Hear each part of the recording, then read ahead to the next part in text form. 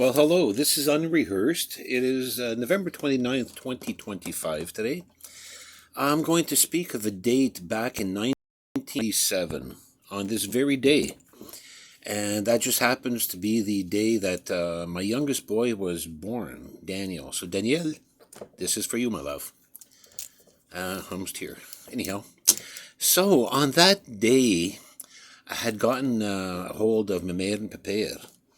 And they were supposed to come over, but Pepere kind of chickened out at the last minute.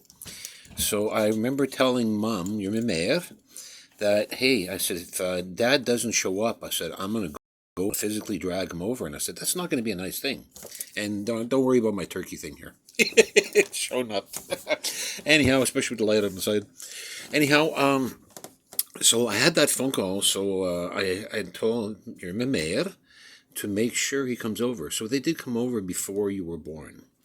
So I'd like to describe the last few minutes when the midwife was there. Gabriel, I'll never forget when you first saw your brother, the proud look on your face. It's the only time in your lifetime that I've ever seen that. That's also can be seen in the picture when of Pepere, you and Evan holding Daniel when he was so red, because he was brand new born. He was an hour old at the time. Or a bit less than an hour old, actually. Anyhow, so Evan, I remember you were happy, but you were younger. You didn't understand what was going on. And we'll talk about that later. So here goes the story. So in Sudbury, Ontario, on this date, on your birthday, at 30 Cabot Street, Mom had asked me to prepare a room for her with the a swimming pool. So I did prepare that in the next room over, but it was never used. Anyhow, so you guys were there with Mom at the beginning of labor up until the Danielle, up until your brothers were there, up until your head started showing. Then, because of possible complications, I had you guys go downstairs. And I just spoke with you, Evan, and you reminded me of something that I had forgotten about. So it was a beautiful gift for me. It's that you want to get Pepere to give you cake. So you and Gabriel had cake downstairs while your brother was being born.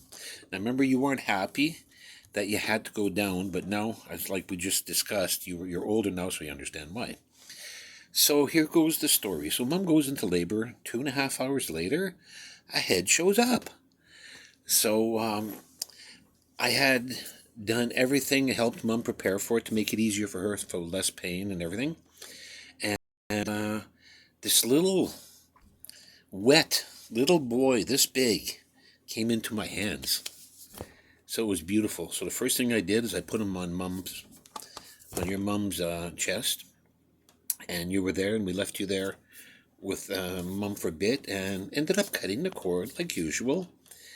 And had you, one of the things that was already discussed with Mom before was that I wanted my father to see something. You're prepared. See, in the olden days, guys, people were really messed up, especially General Hospital, which was run by the Grey Nuns. Men couldn't see their babies right away. Oh no, that was like a sin or whatever it was. Anyhow, I got lost here for a sec. So, as soon as the baby was born, Mom and I had discussed, and I wanted my father to see a brand new baby. Now, there was a little thing, I'll get into that, about almost heart attack, but that was different. So before you were born, I mean, as soon as I cut the cord, so literally when you were born, I brought you down to see Pepere. Pepere saw you, and I forgot to warn him that babies come out purple. That's just the way they are, because they have the fetal hemoglobin. So anyhow, so I opened up the blanket because I had to keep you warm, because you were just a little thing like this, like the size of not even the size of my head. So Pepere did that, and he was wondering what was going on, and I said, isn't he beautiful? I said, he's healthy, everything. I said, I counted 10, 10, and 1. He's a boy. So anyhow, Pepere didn't know that they were supposed to come out that house. He never saw a newborn. So anyhow, I said, no, Dad, I said, it's really important that you turned out to be Daniel Suckle, because that has to be done in the first few minutes. So I brought you back upstairs, and then let Mum do that. I come back downstairs, and Pepere was at the table like this. And my maid goes up to me and says, he's wondering if he had a heart attack. I said, why? Because he says that he thinks you have a blue baby. Anyhow, okay. So I explained to Dad, no, this is the way they come out. So after he had suckled with Mum and had a bit of time, I took you back down. So the second time Pepere saw you, I'd have to check with Mum on this, but I think it was around, you were around 10 minutes old, maybe 15 minutes old. But 10 minutes old, you had suckled. That was the main thing, because that has to happen. So anyhow, I brought you back down, and I opened up the blanket, and to Pepere, I'm just going to try and load this down a bit. So I opened it up. I said, see, Dad? Okay, his chest is red. It's getting bigger. And he looks, well, his fingers are still purple. I said, well, give him a couple hours. I said, he's got little lungs.